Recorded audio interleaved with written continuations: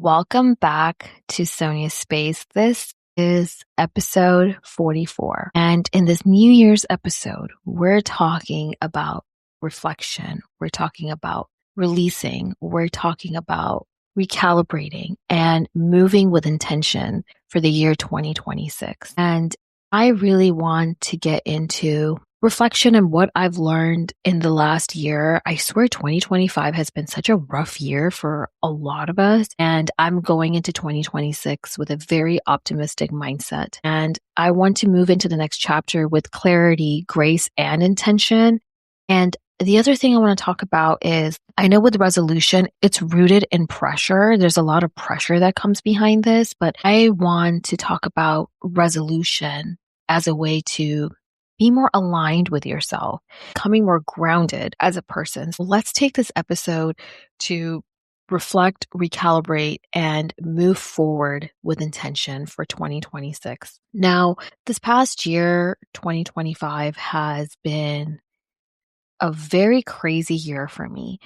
And in terms of career, in terms of motherhood, relationships, friendships, I feel like there have been so many changes, and I feel like I was pretty much under a pressure cooker in a way to where I learned so much about myself this past year. And especially with having a baby and being a mother, there were so many things that I learned about myself because I have the biggest responsibility ever is taking care of another human being, right? And I feel like you learn so much about yourself when it comes to parenting. So last year has definitely been something. 2025 has also been a year of positives, of growth, of evolving, especially for my podcast series. This September of last year was my 2-year mark for starting my podcast series. And I never would have thought that I would be doing video recordings and I would start a YouTube channel and I started having guests on my podcast, right? Something that I wanted to start. Of course, it's a virtual process, but there's so much more that I want to do with my podcast when it comes to branding deals. There's so much coming along the way. I feel like I've learned so much about myself and my work ethic because this is something that I'm doing on my own, right? This is something that I've built for myself. It's my creative outlet. It's something that I love to do. And you learn so much about yourself when you start something on your own and you're not obligated to report to somebody or having a boss. I am my own person. This is my own thing. And it's something that I run and it's something that I do on my own. And it's truly a blessing to be able to find a creative outlet for yourself where you can have some fun and enjoy the process along the way. So what has the last year taught me? And like I said, there were some good things and there were some hardships along the way. But the first thing I would say is that motherhood by far is the hardest thing that I've ever done in my life. I've definitely been through some trials and tribulations in my life, but motherhood definitely taught that. Like it straight up topped that. And don't get me wrong, it is also the most rewarding thing that I've ever done, being able to raise a child, creating this child and raising it. But it really was rough. There were definitely moments that stretched me. They really did. If you go back to episode 32, I talk about the realities of motherhood. This was pretty much when Raya was 4 or 5 months. And then I also talk about my postpartum preeclampsia that I was diagnosed with and postpartum anxiety and depression. And I go into that, more into that in episode 34 if you want to listen to that. But motherhood really stretched me thin. I really struggled, especially at the beginning, the newborn trenches, not only with taking care of Raya, with just also being able to take care of myself, because it really did teach me a lot about myself in terms of like how I bounce back and the amount of resilience that I have because I don't have a choice but to take care of my daughter. And I had to do whatever it took to make sure that I was taking care of myself. And being diagnosed with postpartum preeclampsia taught me to value my health and value the time, how I'm utilizing my time. It's very important. It really helped me reevaluate my physical health and my diet and my lifestyle in general. This is not something that I wanted to be temporary for myself. I was at a point where I was really scared about my health. I had to go see a doctor, and I definitely had to make some changes because I was at a risk of having a stroke or a seizure. I had to be admitted to the hospital. So it just taught me that, when things get hard and when things get rough, I was able to bounce back and I was able to be resilient, and it was really rough and it was really hard. And in the moment, I didn't think about it too much because I was so depressed and so anxious thinking about these things. But now that I look back in hindsight, I'm actually very proud of myself. I mean, no one wants to go through that. Don't get me wrong. No one wants to go through that, but I'm really proud of myself for being able to overcome all of that and finding ways to take care of myself. So that was something that was really hard for me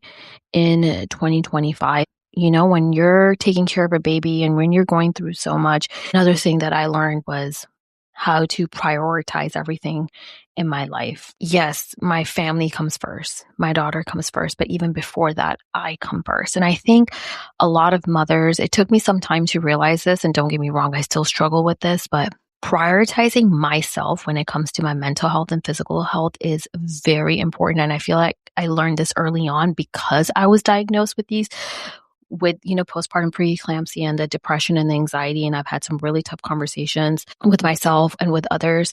I realized that I had to prioritize myself in terms of making sure that I take care of myself or take some time to take care of myself and also do the things that I enjoy where I can be like, okay, I'm still Sonia. Yeah, I'm someone's mom, but I'm still Sonia. Like I was still able to travel a bit this year. I was able to go to concerts. Like I made sure that I did things that I enjoy doing to make sure that I am doing okay mentally and make sure I'm having a good time. It was a great way to restore my body and rejuvenate and doing whatever I can. And I'm also very grateful for the support system that I have. I feel like my husband's been really supporting of that. And, my mom was also there, my mother-in-law, like everybody was very supporting of the choices that I made. And they understood that being able to take care of myself is a great way for me to show up for my daughter. So I feel like being able to prioritize myself, being able to prioritize basically everything that I do was something that I learned in 2025. And it's really easy to lose yourself in this process. And I get it. I'm still kind of going through it sometimes, but to all my mothers out there, you're doing the best that you can. Easier said than done. What I'm about to say, show yourself some grace. Show yourself some grace. It's not easy. Like I feel like mentally the way I feel now, I did not feel this way at all last year. Last year, I was very hopeless. I was not feeling good. I was really worried about my health. I was really worried about my daughter. It was really depressing for me. But, now that I did the work and made sure that I'm okay and taking care of myself, just remember that you're doing the best that you can in that moment. But please remember to also take care of yourself when you can. And another thing that 2025 has taught me is that health is such a huge blessing. And this was a result of obviously with what I was diagnosed with after having baby Raya, but also just being in my 20s. Like your body doesn't function the way it used to in your 20s. When you take the time to work out, when you take the time to eat healthier and focus on yourself and your body, that's a gift to yourself for your future. And not only that, that way in the future, you can also show up for your kids or grandkids or your husband or your friends, right? Like be able to do the things that you enjoy doing. You can continue doing that for the rest of your life. So your health is the biggest blessing. And you know that when your health takes a toll, literally nothing else matters, right? When you're sick, like nothing else matters. When you have a migraine, nothing else matters. When you like have food poisoning or if you're diagnosed with something, literally nothing matters. You just want to start feeling better. And isn't it crazy? Like at a blink of an eye, like your health can just deteriorate. So be really mindful of taking care of your health. I think health is the biggest blessing ever. You want to make sure you're able to function and enjoy life. 2025 also taught me that surrounding yourself around people that are supportive and that are good for your soul is very important. I feel like I have actively been choosing to surround myself around people that make me feel good, that genuinely make me feel good, that I don't have to think twice about anything. I feel like a lot of times, and I've done this in my life and I've seen people do it, and I'm guilty of this too. You constantly put yourself in positions or you surround yourself by people because you're too scared to explore or make new friends. And you're constantly surrounding yourself around people who are not necessarily good for you. I feel like with friendships and relationships, it takes work, it takes effort. I'm all for that. But when the results are the same and when you feel like you're getting nothing out of this relationship and there is no substance in that relationship, it is okay to move on from that and find other types of friendships and find people that are actually good for you. And I feel like I had the courage to be able to make new connections through just friendships in real life organically and also through podcasting. I've made some great friends through podcasting. I've met some great people through podcasting, and I personally love to meet new people. I love to make friends as long as you're good for me. So you want to make sure that you're surrounding yourself around people that are supportive and good for your soul, because life is very short and you don't want to spend your time rethinking or doubting your decisions or what you're saying or how someone's energy is coming off. Like, I feel like we're too old for that. And it is okay to be very selective and mindful of who comes into your life and how you spend your time with the people around you. And with that being said, what I'm letting go of this year from 2025 is one, people pleasing, right? I feel like a lot of times in my life, I ended up saying yes to things that I didn't really want to say yes to. And it did not actually benefit me in any way. And I was just saying yes just to say yes. And I don't want to be that person anymore. And this doesn't mean that you should betray the people that you love and that you respect and that show up for you. This basically means people pleasing for people that you feel like are really not that important to you, right? Just do the things that make you happy and prioritize the people who bring value to your life. So people pleasing is out the door for me. And I am very clear on that. And I feel like it's one of the best decisions I've made when I genuinely do things that I want to do for the most part. And I don't make time for things that I don't really want to do. I feel like I have a decent amount of balance. You know, I'm still kind of working on it, but I have a good balance in that. The other thing I'm letting go of is this need to be a perfectionist. And I really, really need to work on that because I'm constantly in the state of achieving something. I'm constantly in the state of doing something, finishing something, and it has to be done right away. I'm very much like I have things to be done in a certain way, in a certain order, or like my mind can't come to a rest. And to a certain degree, I think it's good for you, but it can really burn you out, you know? And just this constant need to rush, to finish something, to do something, constant need to plan something.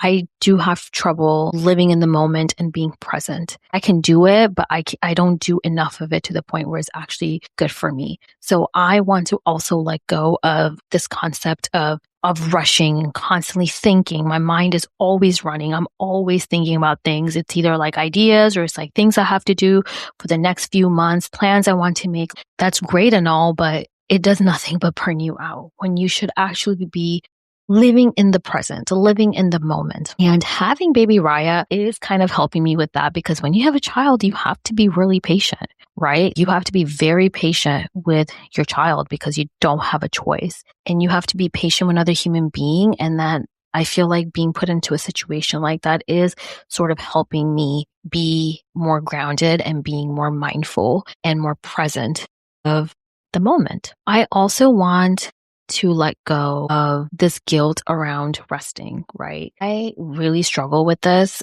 in the sense of like, I can have a good time, I can relax, but even then I'm going to be on my phone or I'm constantly thinking about something. There's this guilt of just sitting and doing nothing and just relaxing. There's this guilt associated with resting. And I feel like it's more of like a cultural thing at this point. I feel like American culture is very hustle and bustle.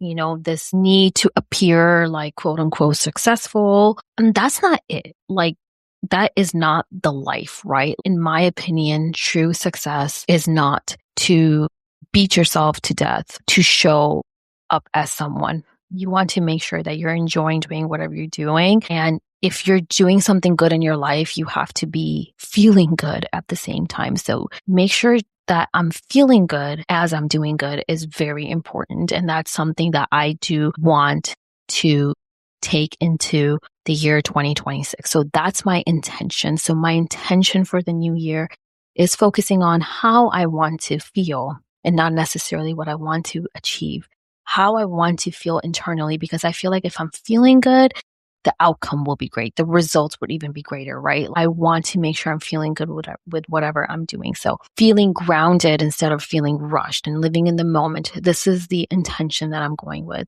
in 2026. And choosing peace over pressure, doing things at my own pace. I don't have to get everything done immediately. Again, old habits die hard. And this is something that I want to work on. And I may not necessarily be able to achieve this, but I know that once you go into the mindset of like, hey, this is something I want to do for myself because it's not serving me, then you can slowly work towards it. And I'm a big believer of moderation and baby steps, right? You can't just really cold turkey anything, in my opinion. It just backfires at you. So moderation is key. And this is the intention that I'm going with in 2026, being present and then also listening to my body. A lot of times when you're constantly thinking or wanting to do something, you have like a certain routine, you're like up and going, you end up neglecting your body. And I've done it. And as a result, it was not good for me. So being able to be in tune with your body and your mind and telling yourself, okay, hey, like I'm feeling a little overwhelmed right now. Let's backtrack and relax a little bit. Or, hey, I need a little break. Let's put my phone up. Let's do something, right? I want to be very in tune with my body. I'm all for this soft girl era, if that's what you want to call it. I want to make sure that I feel good. And that's the most important thing ever because it's an investment to my mental and physical health that I can take with me for the rest of my life. And this is an example that I want to set myself up for my daughter. I think especially when you become a mother, you can be very critical of yourself in a way, and you want to work on yourself because children don't learn by you telling them something necessarily. They learn by looking at you because they learn from seeing and you're doing. So you want to make sure that you are a prime example for them, that you are their role model because you are their role model. They spend all this time with you and they're absorbing all of this information, and you want to make sure that you're setting a good example for your child, especially being a woman. I feel like women end up being very hard on themselves, right? Especially in this day and age. I want to make sure that my daughter can achieve anything that she wants to, but I want to make sure that she feels good while doing it and she's not coming from a place of hostility and she's not coming from a place of pressure. She's coming from a place of love, right? She's coming from a place of passion and love and joy. And I think that's very, very important. So my intention for this year is to live slower, is to speak more honestly and protect my energy like it matters, because it does. Energy is currency, cliche, but it's true. Your energy means everything. And focusing your energy on the things that are good for your soul and your mind and your body is very important. So I hope you all have a happy new year. I hope you all are able to evolve, grow, and achieve the things that you want to achieve. But remember, this is coming from me, that don't feel pressured to do something. Make sure you do it with the right intentions, at the right pacing, with baby steps, because eventually, in due time, you will get the results that you want and need. So have a happy new year. Have a blessed new year. And thank you again for supporting my podcasting journey. And I can't wait to show you guys what's to come for the year 2026. And it's going to be an amazing year. So until then, see you next time.